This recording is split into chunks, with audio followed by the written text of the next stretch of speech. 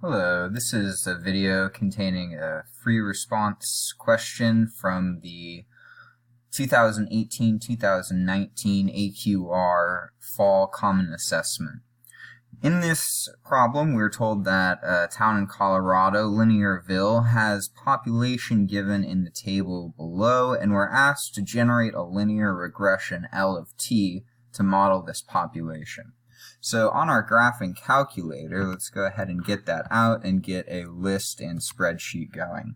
The very first thing I always do when I'm doing a regression is I go up to the very top of the columns and I call these X and Y. And then I can start putting in my data.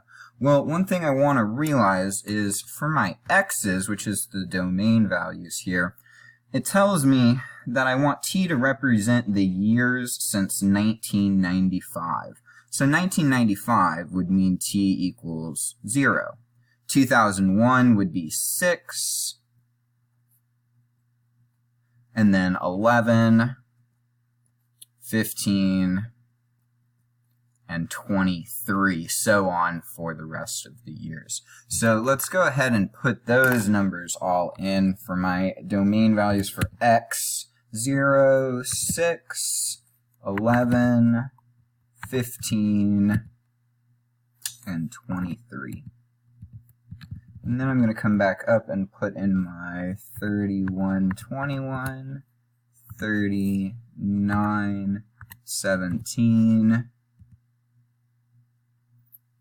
46, 42, 52, 53, 64, 75. Okay, to do the regression, I'm going to do the following. Menu, and then statistics, stat calculations. Oh, I did it a little bit faster, but I pressed on the one that said linear regression, mx plus b, right there. So it pops up this screen right here, and I have to choose my X list. I want to use the drop-down menu. Actually, I'm not just going to type it. I'm going to click on the little button over there, and then I click my X for the X list, and I click on the same thing, the Y for the Y list. It should automatically say F1 if I've started a new document there, and I'm just going to go ahead and hit OK, and it pops up everything I need right here. So I see Y equals mx plus b, and it tells me what my m is, what my b is right there. So let me go ahead and make sure that I'm going to get these written down, and I have to have 3 decimal place accuracy. So I now have L of t is equal to m. My m value is 146.392. I'm going to use the variable t instead of x, and then plus the b value. It says 3071.28. And notice I'm hovering over it so I can get the last decimal value. I could also put it directly over it, and the decimal value would appear down in here.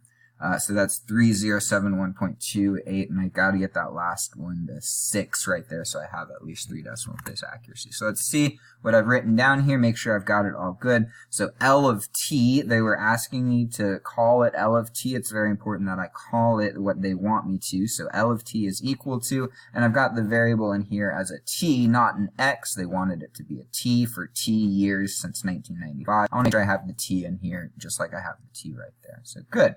I've got my equation right here. Let's see how it would have been scored.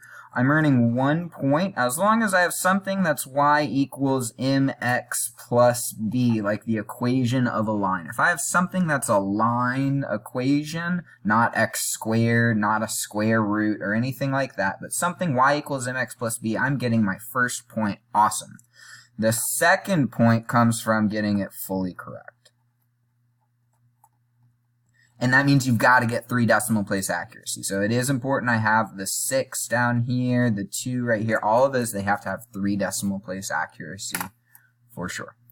Okay, for the next one, it asked me to explain the meaning of the slope and the y-intercept for my linear regression. Well, okay, let's see. The slope, which is going to be this number right here that's on the t, that's getting multiplied by the t. So each time the t increases by 1, L of t is increasing by 146.3 0.392. That means that we're talking about a slope. That's a rate of change. So that's the rate of change. And of what? Well, it's the rate of change of, well, L of t is talking about the population of Linearville. The rate of change of the population of Linearville. Okay.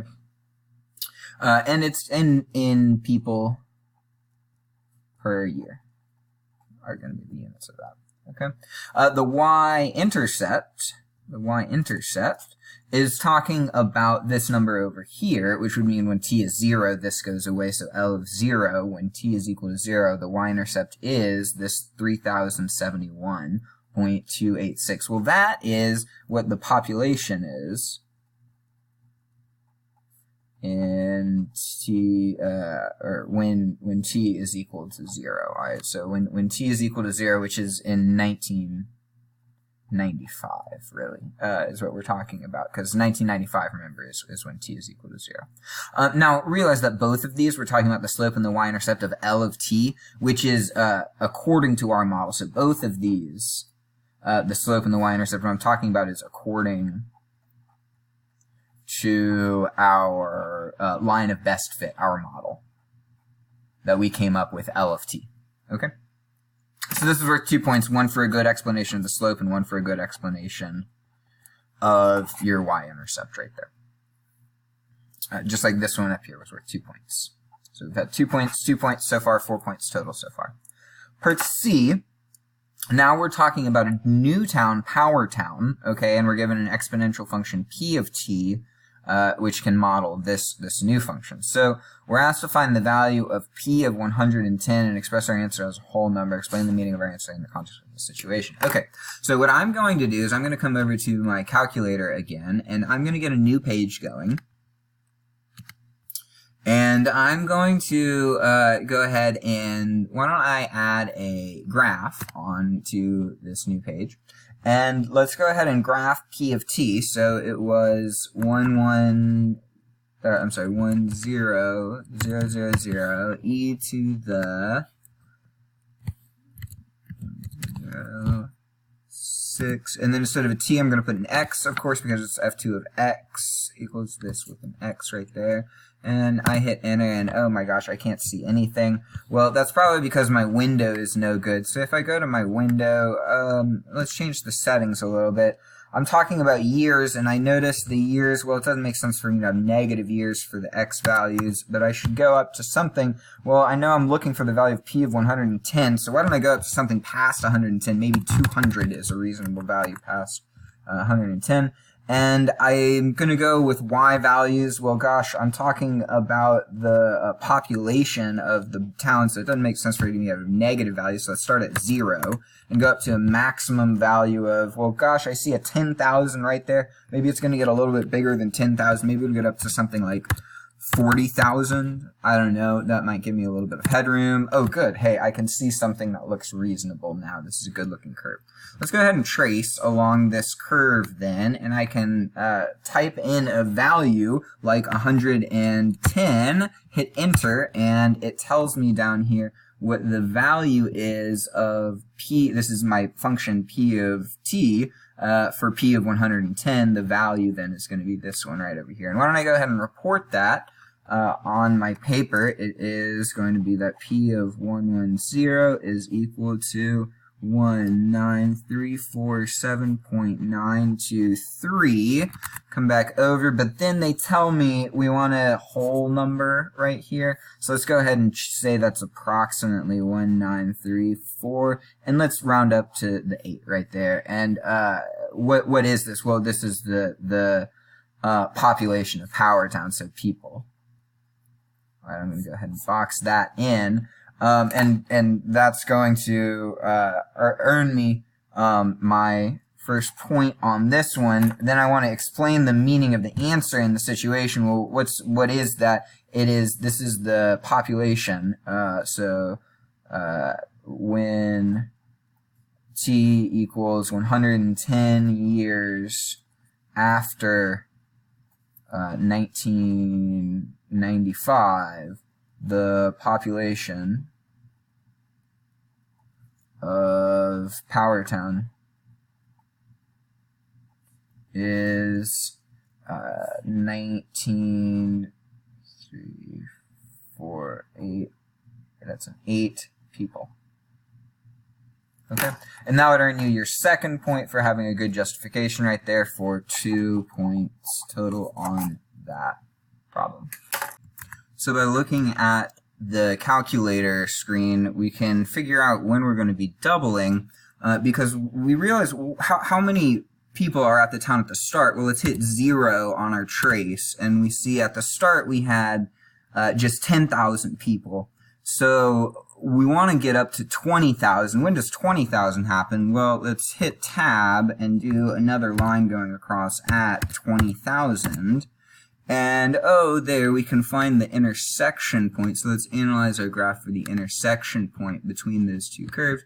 We find it to be at 115.5 years after 1995. So t equals 115.525 years after 1995.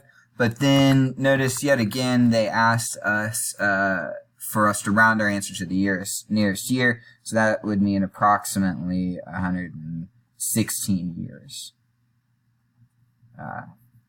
after 1995 would really be what we want to report our answer as if we want to earn that 1 point on that problem.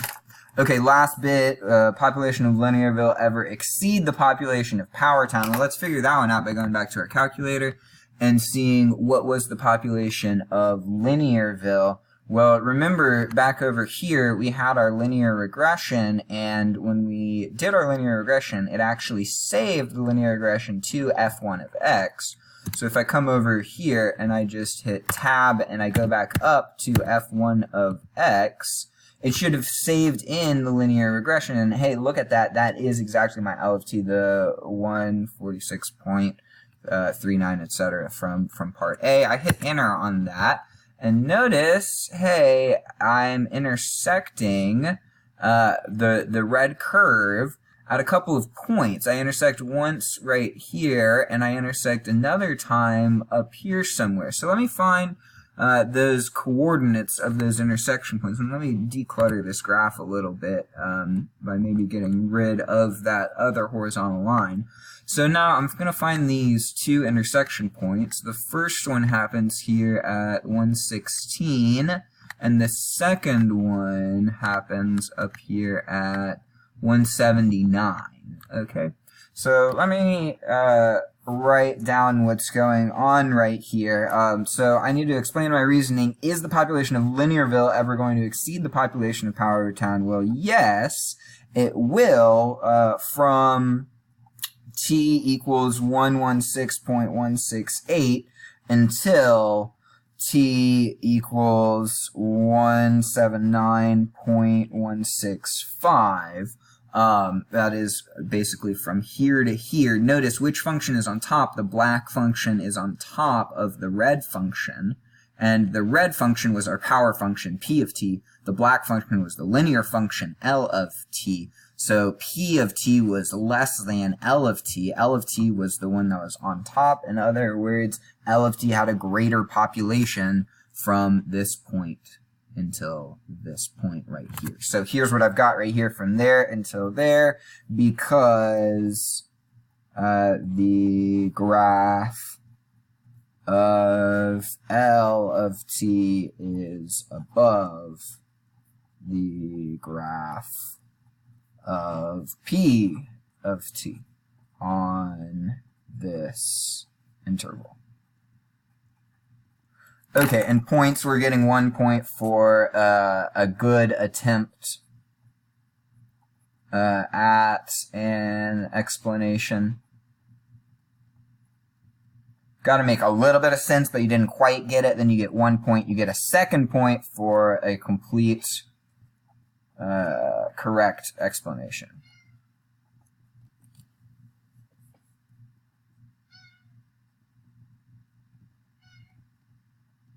Okay.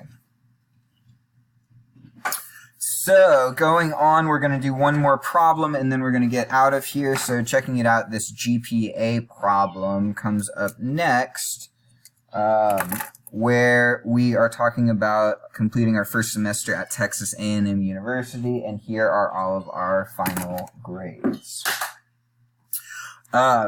So it says, in order to maintain your scholarship, your first semester GPA must be a 3.0 or higher. So we need to calculate our GPA and compare it in order to see if we can keep our scholarship to 3.0. See if we get 3.0 or higher or not.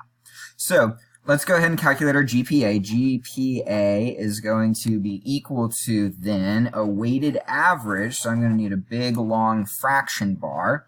And I'm going to be doing the weight is the number of credits times how many grade points I earned, basically, per credit. So, all right, that means I'm doing 3 times the grade points earned would be 3.667 for writing 1. And then for Calculus 1, I'm earning 4 credits times the 3.000. I'm not going to write them 0.000. Keep going. I have Biology is 4 times 2.333, and then Media Services is 1 times 4.000, and the last one, Psychology, is 2.667. Okay, and in the denominator is going to go all the weights, the sum of all the weights. So down here, I'm going to have the 3 plus the 4 plus the 4 plus the 1 plus the 3 right there. That ends up being 15, right? Yeah, 15 down in the denominator. Okay, great. Well, anyway, I need to show this work right here. It's really important that I actually showed that work so that I can make sure to earn the very first point, which comes from literally just using a weighted average process and showing me that you have the skills to set up the quotient properly here with a weighted average. Now, you can even actually make one mistake in here and still get this point. As long as you make no more than one mistake, you're earning the first point. So this is for having a weighted average and not making more than one mistake in your weighted average. Then you plug all that into your calculator and it comes out to be approximately 2.955, or if you round it, you end up, you could get 2.956, depending on if you truncate or you round. Either of those would have earned you the second point from just plugging that into your calculator properly. And then the last point is going to come from your analysis. You got to answer the question. They say, do you keep your scholarship? Well, unfortunately, since my GPA is 2.956, which is less than 3, I will not keep my scholarship. Which, oh gosh, that's so sad. I'm sorry. Yeah. Oh no. I'm losing my scholarship. Big time bad news. Alright, well, hopefully that is not going to be any of us in our first semester at Texas A&M University. We're all going to do really well in all of our classes. I hope that this has been helpful and that I wish you some good luck on your common assessment soon. Bye-bye for now.